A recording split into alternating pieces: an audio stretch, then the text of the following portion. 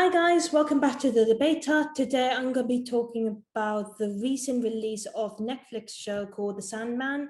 It's based on a DC comics by Neil Gaiman, and today I'm going to be doing a spoiler review. So please watch out. And if you haven't seen the show, I recommend you watch it before watching my review. And before you actually start, please make sure you like, subscribe, and hit that notification bell. And yeah, I'm just gonna get started. So for those who know the story a bit, I'm just going to repeat the plot. It's about Morpheus, also known as the Dream Lord. He's a celestial being who is also known as one of the members of the Endless, which is meant to be powerful beings in the universe. And he's been captured and held prisoner by humans for more than a century. And now he must journey across different worlds to fix the chaos that is happening across those universes. And yeah, this is a very interesting story because I know the story from the comics, or I haven't read them, but I researched them for a while, and I love Neil Gaiman. Like, his stories are great. If you haven't noticed, like, over the past few videos in our channel, I am a Lucifer fan. I adore the show, and yeah, I was kind of expecting the show to be a bit like this because I know Neil Gaiman has done great stories like Coraline, Stardust, American Gods, and this is probably one of the best stories he's ever written. So in this show, like, we get to meet some very different characters. Our main one is Morpheus. He's the Dream Lord, as you know, and the best way I could describe it is that he's a parallel to a human. He's completely different. He's a complex character. He's just really different compared to other things. And in all episodes, we can see he's a not very emotional character. Like, he can expose a little bit of emotion, such as when his first Raven died in the first episode, or when in episode 6 he was befriending a human he was meeting after 100 years, and he called him his friend, and Morpheus denied. He looked a bit like kind of offended. But Morpheus is a very distant character. He doesn't very connect well with others, and yeah, I mean, after being trapped in more than a century in the glass, you kind of lost the connection with other people. But yeah, I mean, it is quite sad, his story. It's really sad. And I do feel for the character because just being alone in the glass, I can't imagine that. And to see him, like, coming back home to the land of the dreaming and seeing all his palace crumbled and everything, it's just heartbreaking for him. And but he's got an interesting story to follow because, like, his storylines is just about fixing, like, dreams and, like, trying to fix the chaos that is affecting on the waking world. And see him, like, he only cares about his responsibilities, not much for the effect on others. So it's very it's quite hard to argue about that character. You could just say, oh, you're so emotionless, or you're being a bit selfish. But at the same time, he's not human. So this is how he probably is. Like, he doesn't connect well with emotion. So maybe that's how he's always been, as one of the Endless. And yeah, he's just a very intriguing character. And we get to see a lot more different characters in each episodes, like from Joanna Constantine, who we all know is related to the memorable warlord John Constantine. And yeah, she's a very interesting character because I know the actress from Doctor Who. I love the show. And yeah, she's great. She was brilliant in the few episodes, which is a shame because I think she was a star in the second episode, and then she kind of replays her role again, but it's like in a different century, like a different ancestor. So Joanna's backstory, like before she became a demon Exodus, is very similar to John Constantine's story. So that really got me questioning about, like, if she's like not a like she's not John's ancestor or anyone. But she's actually kind of like this is based like parallel to John Constantine universe, and she's just her own character but like different name. But yeah, it's really interesting. I just think like this is quite interesting because this brings out a bit more terrifying view on like how Astra, the child who was taken away to hell, just it was just really sad seeing that happen. We could see the effect it had on Joanna, like why she she tries to continue to fight against like evil demons because she doesn't want anyone to get hurt anymore, and it was just sad. It's quite I got mixed feelings knowing that we got so many great characters, but we all see them like partly in some episodes. Like we got John Constantine in in like 1, 2, 3 episodes, and we got a few more like Rose Walker in the last few. And yeah, Rose Walker, I really liked her. She's a yeah, she's basically a symbol of humanity. She's apparently is a vortex. Like again, I haven't read the comics, the story, so I just fell in love with the show because I like just it got me exciting about what the story's going to be. And to hear like she's going to be a forte and she's going to play a big part in like the storyline with Morpheus. So it's just really interesting. And yeah, it's really strange how the storyline goes on, like because some things happen in the waking world that doesn't really should have happened. Like I think like one of Rose's friends, Lucinda, I think I forgot. She got pregnant by through her dream, and then she was pregnant and waking up. I'm like, okay, that's a bit far fetched, but yeah, it was just really out of mind, but it's really good. Like, because it's a TV show. It's all fantasy, really. But yeah, and one character who I really fell in love with, and she was only in for like one episode, is Morpheus' sister, Death. Now she's a from the comic, she's a sweet, caring character, and you see her in this episode. She's always like, whenever someone's at their death, it's like close to death, like basically close to her, really. She encounters them with a friendly smile and with a hand to hold. This is something we all kind of need to know. Like death is part of life, and she's basically a natural. Life is natural, and so is death. And she just tells them like it's so don't have to be afraid of death because she's not trying to frighten you. She's just telling you like she's gonna comfort you and take you to the next life, to the afterlife. And it's just a shame we didn't get to see her more. But I guess because this show is all about the Sandman, it's all about Morpheus. So what can you do?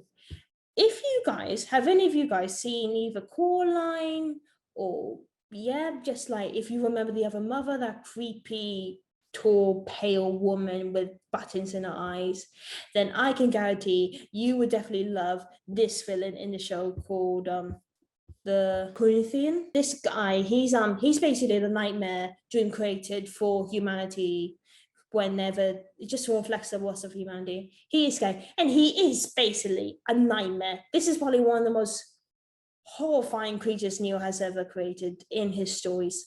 This guy with no eyes, has teeth for eyes, and eats eyes for a living. I nearly vomited in one episode. God, it just shows how dark this story is, but it's a very fantasy dark way, but it's good. I really like it because I really like a bit of horror. And yeah, this villain, he's oh god. Again with Morpheus, he's complex, he's twisted, and he's careless about humanity. He just does whatever he wants. And yeah, I mean, oh god, I think if you remember Emily, I think she would definitely get nightmares if she ever sees him. And another character I was really looking forward to is Lucifer Morningstar, who was played by Gwendolyn Christie, and we both know her from Game of Thrones. And it's really interesting to me because I get like they couldn't use Tom Ellis as Lucifer because that was his own separate show. That he has his own universe. This universe is mainly based in the Sandman. It's based on the comics. It's meant to, because I know I did a research, and I understand that Neil wanted Lucifer to kind of look a bit like David Bowie. which I guess is kind of true because she did kind of look like with the blonde hair, and she looked great. She did a fabulous job as portraying Lucifer, and yeah, it's really interesting to see like that kind of two different Lucifers, but they both did really well. They both did it in their own way, and I'm happy they did the change because I don't think I prefer like to see the Lucifer based on like original comics, like the original look, just someone different, really. We get to see Desire, who appeared only a few episodes, but they made a surprising twist in the end, and I never realized like Desire was meant to be kind of like a villain. I think not really a big villain, but just quite who's she's got a very sinister motive towards Morpheus.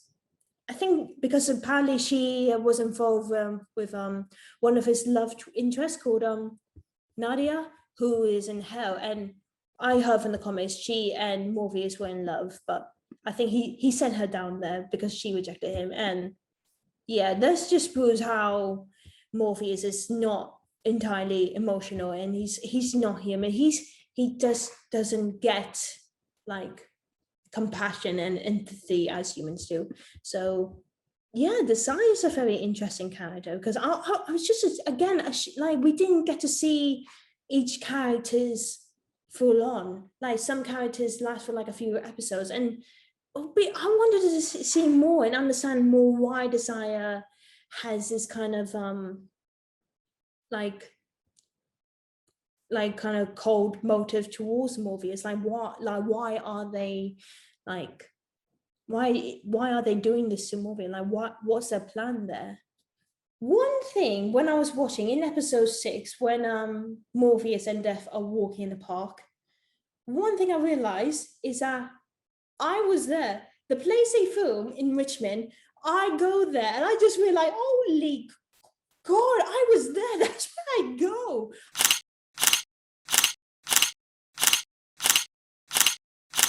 I've got like a footage and photographs of like behind the scenes of like the guy in the orange top, the sporty guy who gets hit by the car. I'll show you the pictures and the videos, but oh my God, I felt overly blessed knowing that I was there. I was behind this. I was sort of like watching them filming. It was amazing.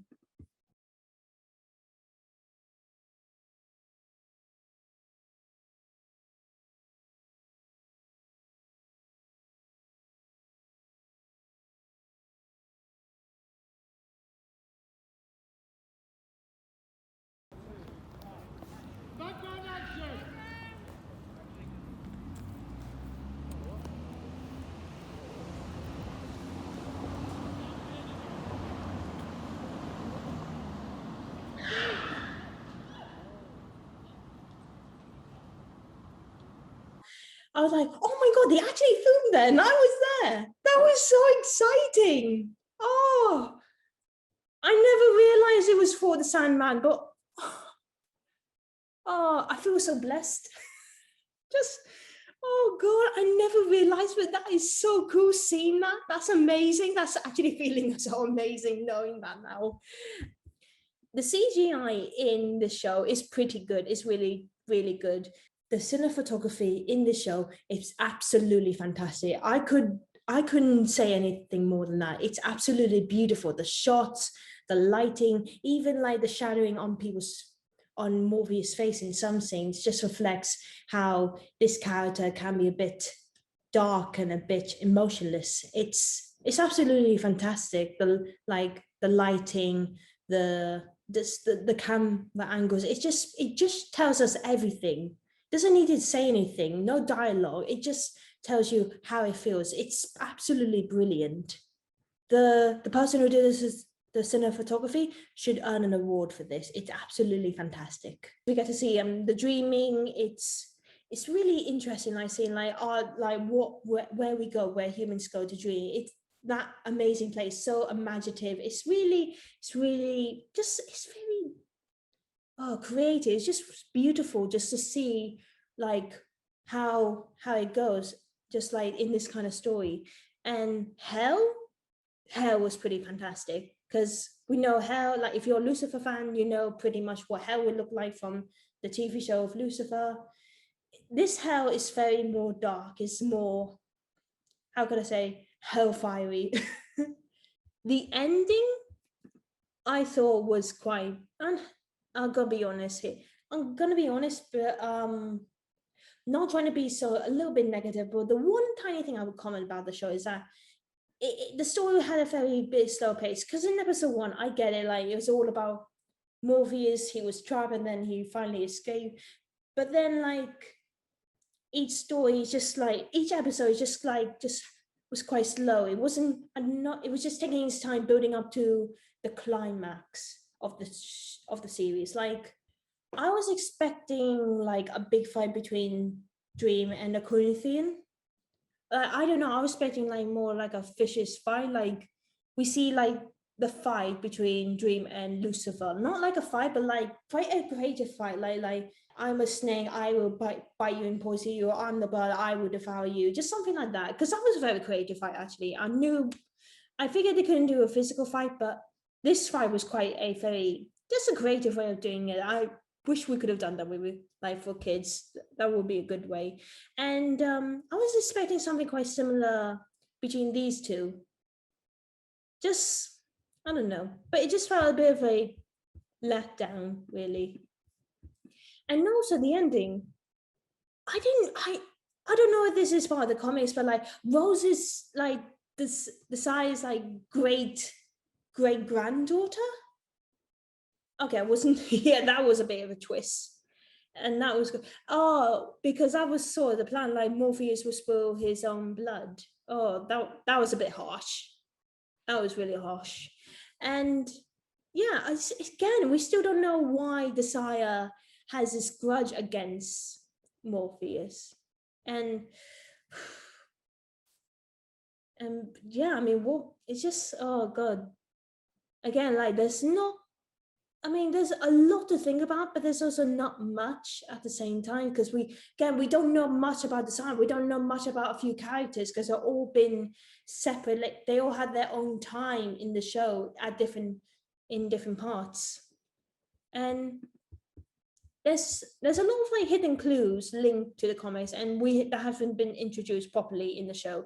So like for one of them, there has been a few mentions of like a sibling, like I can't remember who mentioned it, but someone said about like a sibling who also abandoned their own responsibilities, and that one I believe is Destruction, who I think abandoned his responsibilities. I'm not sure why. I just remember researching it in the comics, and apparently they have a distant relationship between the others. I'm also interested to see. We saw Despair. We haven't seen Destiny yet, but be interesting to see the whole lot of vendors. Just want to see what are they like together. Because if Dev said they had like a family dinner one time when Morpheus was trapped, then surely they should all get together one point again. And that would be hoping for that if they ever do a season two, which I think they will, since there's a lot of like stuff they could do. Another good thing about the show is that in the early stories, like in the early part of the season, we know like when Morpheus was away, everyone started sleeping, and they call it like the sleeping sickness. And we saw like this young girl, she couldn't wake up, and then years later, we found out that she was actually Rose's great grandmother or great I can't remember, but yeah, I never knew it was related, but it was quite good that they actually connect them together from the beginning to the end. And like there's so many different stories linking towards each other.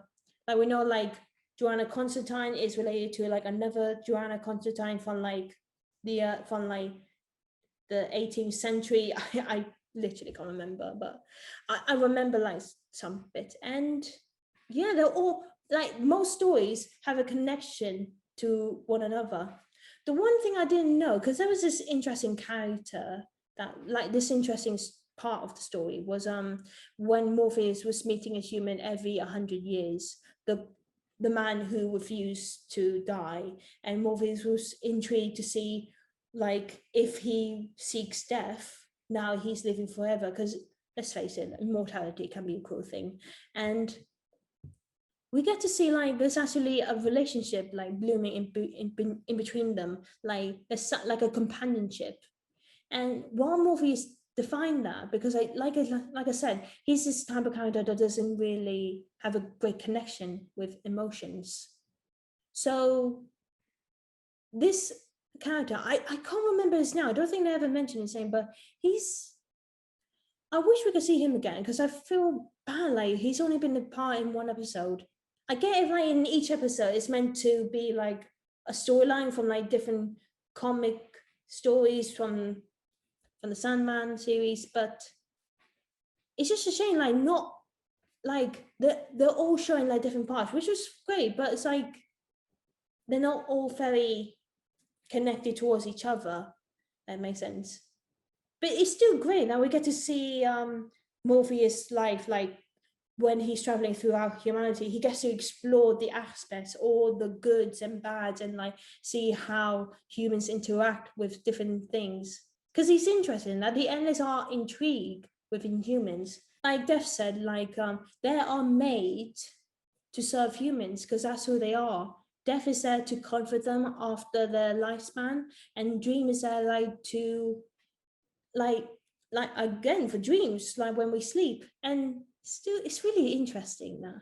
And just it's just a shame again, like some of the characters, well basically most of the characters don't get more than like 2 episodes, and they don't kind of share a very like particular role in like the build up climax and at the end. But yeah, that's it. So what I'm hoping for in season 2 is that we can basically get explore the storyline of like Morpheus with Princess Nadia, who is trapped in hell, like I said. But uh be really interesting to see where he goes from there, because we can see like Morpheus has changed. Like we see him change from like someone who's quite wants to be independent to someone who actually wants to do something a bit more right, because they say like he'd never really apologized, but he did. And I just want to see him with Nadia again, because I feel like she's just been revealed like for one tiny scene, and that's it. There's so much over again, and it's just a shame because I thought this would be really interesting. Like we get to hear like more of her story from Morbius, but no one actually talks about her then. So hopefully we get to see her more in season 2. And also Abel and Cain, because they only been for like episode 2. And it's quite interesting like these two, because I don't understand like how they came to be, but I think Morbius created them or something, and he created like the Gorgon for them. And yeah, it'd be interesting to see their story afterwards. Just probably just Cain murdering Abel again, then that's really their life. But I really love Matthew the Raven. I really just liked him straight away. But every time I hear him speak, I sometimes feel like I'm seeing like Rennie from Ratatouille, because they're both voiced by the same voice actor, and I just can't get out of my head. I just hear him, and when I think he's swearing, I'm like, okay, that's a bit. But I just I don't know why. I just think back to Disney. But yeah, the guy who did Matthew is really good. And yeah, Matthew is a very supportive character. I really admire him. Like he's always there for Morbius, even if Morbius never wanted him there in the first place. But he's a great character. He's not a pet, he's a companion, or a bit more than that. He's a supportive friend. I think he needs to be a bit more respected in the next season, hopefully. Was also quite interesting that we get like kind of like different villains. Like we got Dr. John Dean, and well, he was an interesting character in the beginning, and then he was kind of he was sort of done in the middle of the season. And again, it's all about bringing new characters in. We obviously were intrigued by them, and then slowly, like literally at the end of one episode, they're gone. So I don't know. It's just the same. We don't get to see them again, or like get to hear what happens to them afterwards, or they don't, or they're not really part of like the whole like the final final part of the season.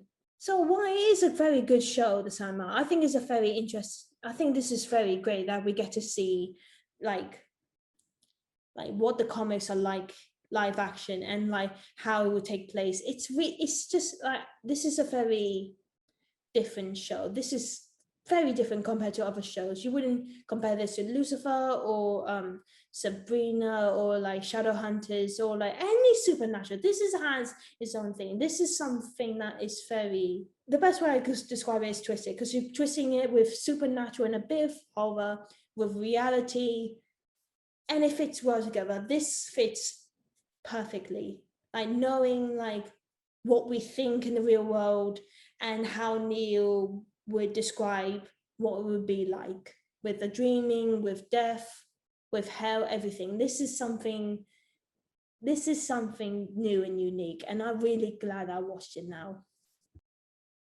So guys, that is my spoiler review of the show The Sandman. If you have any thoughts on the show, like who is your favorite character, what's your hopes for season 2 if they're ever going to do one, and yeah, like anything you like about the show, leave it down in the comments down below. We will all love to hear them.